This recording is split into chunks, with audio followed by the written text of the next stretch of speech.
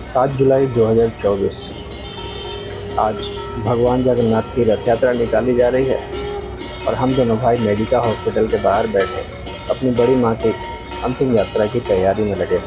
मन में उनको खोने का दुख तो है, पर इस बात की खुशी भी है कि अपने जीवन को वो जी चुकी थी और जाते जाते बिना किसी को दुख या तकलीफ दिए हुए वो इस धरती को छोड़कर चली गई। 8 जुलाई के दिन सुबह उनके पार्थिव शरीर को हॉस्पिटल से लेकर हम अपने बेहाला वाले घर पहुंचे।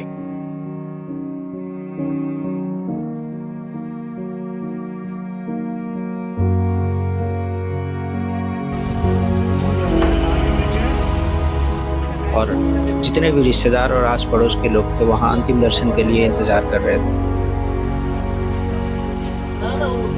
वहीं खोल के आए थे ना।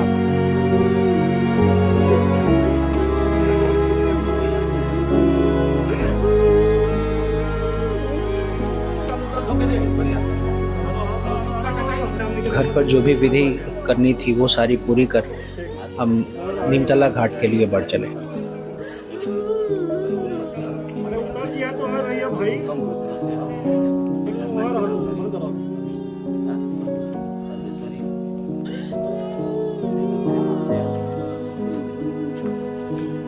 मौसम में ना कहीं काट दिए।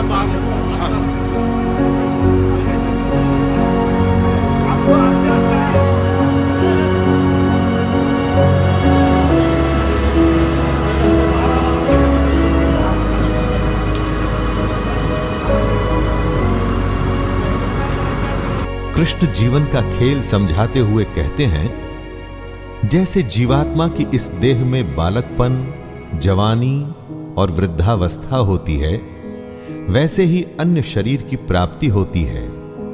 इस विषय में धीर पुरुष मोहित नहीं होता। हमारी आत्मा तो वही रहती है, लेकिन शरीर बचपन से बुढ़ापे तक बदलता है। वैसे ही नए जन्म में नया शरीर मिलता है। दोस्तों, कृष्ण कहते हैं कि बदलाव प्रकृति का नियम है। जो अभी है वो अगले पल बदल चुका है।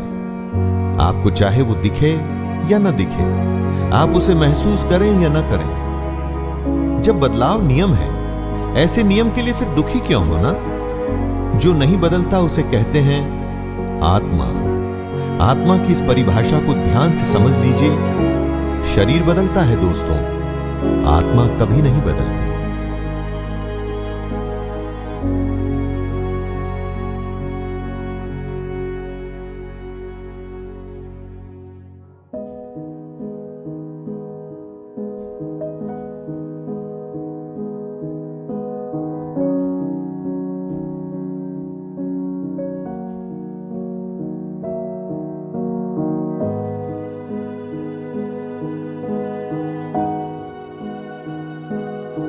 तुम्हें शोक करने का कोई हक नहीं है। जन्म और मृत्यु तो जुड़े हैं, एक के बाद दूसरे का होना। तो फिर शोक क्यों करना? जिसका जन्म हुआ उसका अंत तो निश्चित है, और अगर आत्मा ने जन्म लिया है तो उसका मरना भी निश्चित है। कृष्ण यहां यह कह रहे हैं कि न जाने कितनी ही बार हम उन बातों के लिए शोक करते हैं जिसका होना तय है। यह समझदारी नहीं। जो तय है वो होगा ही, और जो होगा ही तो उसके लिए शोक करके अपने आप को कमजोर या दुर्बल बनाने की क्या आवश्यकता है?